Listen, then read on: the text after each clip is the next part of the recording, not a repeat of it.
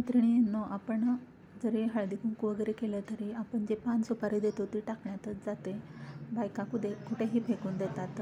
त्यापेक्षा 20-25 पानं छान धुवून पुसून घ्यायची आणि त्याचे तुकडे करून घ्यायचे आहे. अर्धी वाटी धना डाळ, अर्धी वाटी बडीशोप आणि चुना, कात,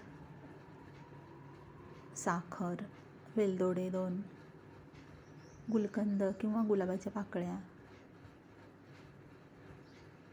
थोडीशी सुपारी तुकडा बारीक करून, किसलेलं खोबरं, साखर सगळं घालून छान एकसारखं वाटून घ्यायचं. हे आपण जेवण झाल्यावरही मुखवास म्हणून खाऊ शकतो. नक्की करून बघा आणि फ्रीजमध्ये महिनाभर छान राहतं. थोड्या प्रमाणात करून बघितलं तरी चालतं. आणि पानाऐवजी हे दिलं